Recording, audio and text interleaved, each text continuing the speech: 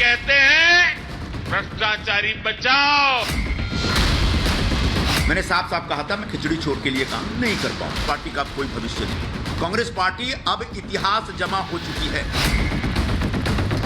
Business करे उसको गाली, कोई विनिवेश में पार्टिसिपेट करे उसको गाली। कांग्रेस पार्टी टैकल करने में बड़े गैप उसके अंदर आ रहे हैं। इतनी ताकत नहीं है कि मैं सुबह से शाम बैठकर वेल्थ क्रिएटर्स को गाली देता फिर। इतनी गंदी राजनीति मुझे आज तक समझ में नहीं आई। आखिर क्या हो गया? हम एक सीट ही ना आग्रह किए थे, हम तो कोई चीज उनसे मांगे नहीं थे।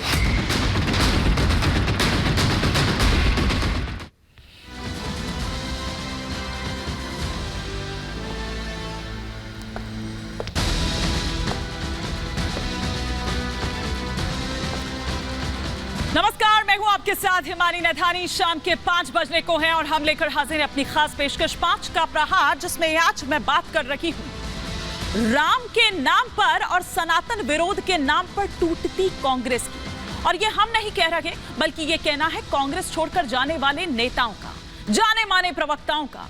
वो कह रहे हैं कि कांग्रेस दिशाहीन हो चुकी है। साथ ही कांग्रेस छोड़ने वाले ये भी साफ कर रखे हैं कि वो सनातन धर्म का विरोध नहीं कर सकते।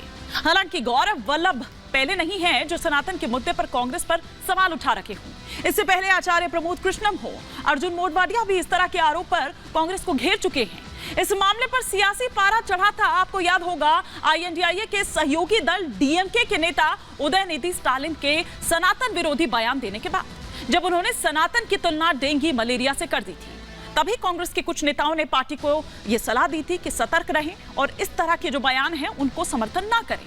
लेकिन शायद उन नेताओं की बात सुनी नहीं गई। यही कारण है कि एक एक कर हर कोई पार्टी से चिटकता गया, जबकि पहले चरण का मतदान सिर पर है और यहां चला चली की बेला खत्म होने का नाम नहीं ले रही। इससे पहले संजय निरुपम ने पार्टी से नाराजगी जाहिर की थी, बाकायदा अल्टीमेटम तक दिया था। लेकिन हुआ क्या? पार्टी ने उन्हें 6 साल के लिए निष्कासित कर दिया। वो जब पत्रकारों से मुखातिब हुए तो उन्होंने बताया कि कांग्रेस में बस 5 ही लोगों की चलती है। पावर सेंटर की बात कर रहे थे, ये 5 ही लोगों की सुनी जाती है।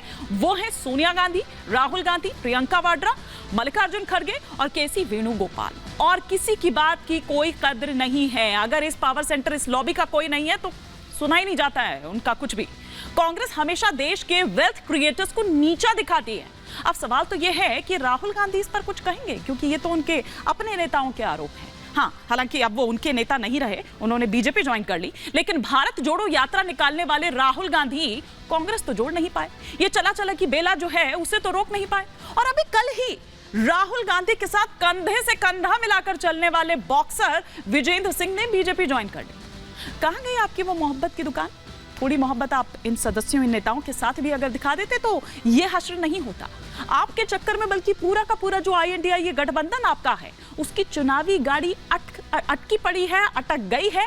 आज इसी पर कर रही हूं 5 का प्रहार। लेकिन उससे पहले आपको ये बताती हूं, आपको ये सुनाती हूं कि किस तरह से चाहे संजय निरुपम हो, चाहे गौरव वल्लभ हो, किस तरह से एक एक कर उन्होंने तमाम बड़े और गंभीर आरोप लगाते हुए वो कांग्रेस पर नजर आए। सबसे पहले हम यहां पर बात करते हैं संजय निरुपम की कि किस तरह से संजय निरुपम ने छोड़ा हाथ। उन्होंने कहा कि कांग्रेस की जो विचारधारा है वो खत्म हो चुकी है। ये संजय निरुपम कहते हुए नजर आए। उन्होंने कहा कि कांग्रेस में अभी 5 पावर सेंटर, 5 लॉबी है। खिचड़ी चोर को उम्मीदवार बनाया जाता है और कुछ भी नहीं कहा जाता है। मंदिर आयोजन को कांग्रेस ने बीजेपी का बताया। रामलीला मैदान गए, बीजेपी को भ्रष्ट कहा। ये वो तमाम पॉइंटर्स जो उठा रहे थे संजय निरुपम। अब गौरव वल्लभ की अगर बात करें, आपने देखा होगा कई टीवी डिबेट्स में उनको भिड़ते हुए, वो ये कह रहे हैं कि पार्टी दिशाहीन है। पार्टी को दिशाहीन उन्होंने बता दिया। उन्होंने कहा कि उसका कोई भविष्य नहीं है, उसको पता ही नहीं है कहां जा रही है। पार्टी का सनातन विरोधी स्टैंड है, जिसके साथ मैं स्टैंड करता हुआ नजर नहीं आ सकता हूं। रामलला की प्राण प्रतिष्ठा पर जिस तरह से बयानबाजी हुई, वो ये कह रहे हैं कि वो भी उनको पसंद नहीं आया था। वेल्थ क्रिएटर्स को गाली देने से भी नाराज हैं कौन? गौरव वल्लभ। आज उन्होंने ये तमाम बातें कही। कांग्रेस का पब्लिक से कनेक्ट जो है वो खत्म हो चुका है, लेकिन पार्टी को ये बात समझ नहीं आ रही है। पिछले 24 घंटे के भीतर अगर देखें तो 3 बड़े नाम इस तरह से सामने निकलकर आते हैं जो ये कहते हैं कि कांग्रेस दिशाहीन हो चुकी है। एक छोटी सी रिपोर्ट आपको दिखाती हूं, उसके बाद कई मेहमान हमारे साथ जुड़ेंगे, उनके साथ हम करेंगे इस पर विस्तार से चर्चा।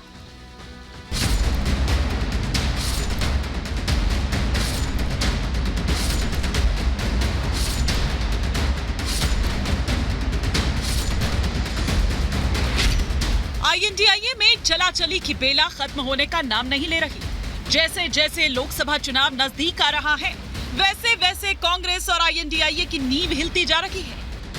इतना ही नहीं, कांग्रेस का धीरे धीरे सनातन विरोधी चेहरा भी सामने आने लगा है। लोकसभा चुनाव के लिए पहले चरण का मतदान 19 अप्रैल को होना है, लेकिन उससे पहले कांग्रेस को पूरब से लेकर पश्चिम तक झटके पर झटके लग रहे हैं। बिहार में कांग्रेस के पूर्व प्रदेश अध्यक्ष अनिल शर्मा ने पार्टी छोड़ी। इसके बाद महाराष्ट्र में कांग्रेस नेता संजय निरुपम ने भी कांग्रेस को टाटा बाय बाय कर दिया।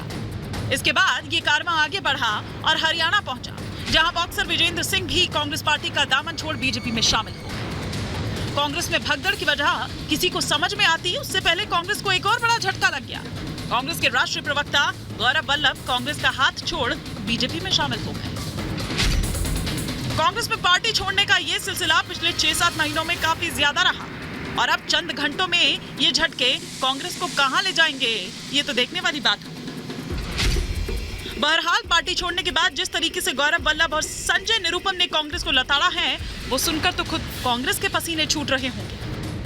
धर्म के बारे में पार्टी का जो मौन स्वीकृति हो, भले वो प्रभु श्री राम के प्राण प्रतिष्ठा के जो निमंत्रण को अस्वीकार करने का मुद्दा हो, या भले ही वो वेल्थ क्रिएटर्स को सुबह से शाम गाली देने का मुद्दा हो, मैं ये सब काम करने में अपने आप को असहज महसूस कर रहा था। हिंदुस्तान का हर नागरिक धार्मिक नागरिक है, उसका अपना कोई भी धर्म हो सकता है, लेकिन धर्म में विश्वास रखता है। उसके विश्वास के साथ खिलवाड़ हो रहा था सेकुलरिज्म के नाम पे, आज वो खिलवाड़ खत्म हो गया है। जो नया ट्रेंड है ना, इसको कांग्रेस पार्टी को स्वीकार करना पड़ेगा, नहीं करेंगे तो रिजेक्ट हो जाएंगे। एक तरफ जहां आईएनडीआईए में जोड़ तोड़ की राजनीति जारी है, तो वहीं बिहार में तमाम उठापटक के बाद कांग्रेस नेता पप्पू यादव ने पूर्णिया लोकसभा सीट से पर्चा भर दिया। लेकिन पप्पू यादव ने यह नामांकन निर्दलीय उम्मीदवार के रूप में किया है। मतलब साफ है कि आईएनडीआईए में गठबंधन से तनातनी के बाद ये कदम उठाया गया। आईएनडीआईए भले ही खुद को कितना भी मजबूत दिखाने की कोशिश कर रहा हो, लेकिन सच्चाई तो यही है कि चुनाव से पहले आईएनडीआईए गठबंधन के पांव उखड़ने लगे हैं। दिग्गजों के पार्टी से निकलने के बाद कई सवाल खड़े होने लगे हैं कि क्या सच में कांग्रेस के 5 पावर सेंटर के चलते पार्टी की ये दुर्गति हो रही है? क्या कांग्रेस वैचारिक तौर पर खत्म हो गई है? क्यों धीरे धीरे बिखरता जा रहा है इंडिया गठबंधन? Bureau report, Republic Bharat.